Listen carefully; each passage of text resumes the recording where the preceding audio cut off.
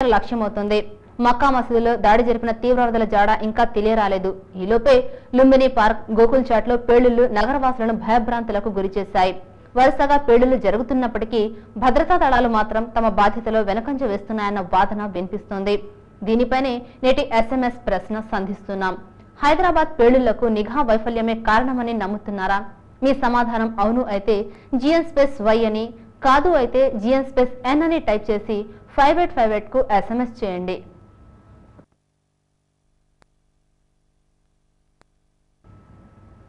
తుంగభద్ర కాలువకు దిగువ ఉన్న పొలాలకు నీరందించే కాలువలకు గండ్లు పడ్డాయి. నీరు పొలాలకు రావడంతో కర్నూలు జిల్లా రైతులు తీవ్ర ఆందోళనకు గురవుతున్నారు.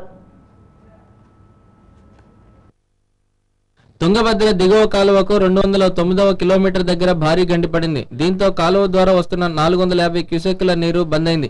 కాలువకు నీళ్లు రాకపోవడంతో ఆయకట్టు కింది భాగానున్న రైతులు వేసిన వరి నాట్లు మొదటి దశలోనే పాడైపోవడంతో లబోదిబమంటున్నారు.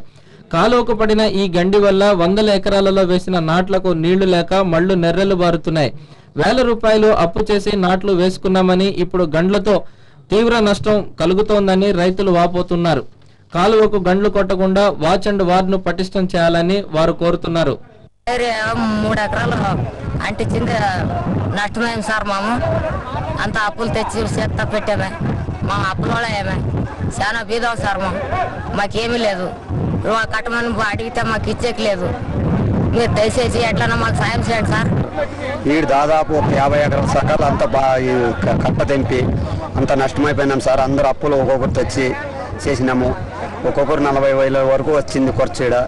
మమ్మల్ని దయచేసి మీరు అంతా చర్య తీసుకొని మమ్మల్ని కాపాడాలి సార్. మేమంతా బీదోళ్ళు, దీన్ని ఎట్టన్నా చర్య చేయాలి సార్. మీరు ఏమన్నా చేసి మాకు బీదోళ్ళకి అందియండి సార్. దయచేసి మిమ్మల్ని అడుగుతాం సార్. ఏం చేస్తారో మమ్మల్ని చేసి మమ్మల్ని పేదోళ్ళు గడ్డకేయండి సార్. గత రాత్రి పేలుళ్లు సంభవించిన లుంబిని పార్కును బీజేపీ నేత అద్వానీ సందర్శించారు. పేలుళ్ల ఘటనపై ఆయన తీవ్ర విచారాన్ని వ్యక్తం చేశారు. పేలుళ్లను పసిగట్టలేకపోవడం నిజంగా రాష్ట్ర ప్రభుత్వ అసమర్థతే అని అన్నారు.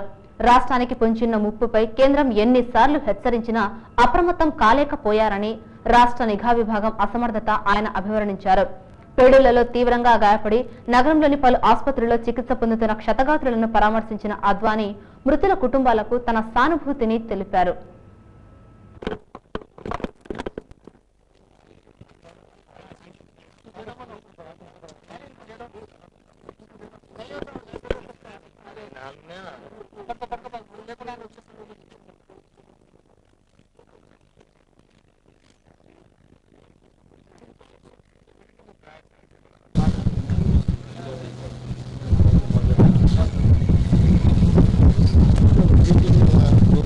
Basically, I can only say that this Hyderabad incident of last night is one more warning for us that those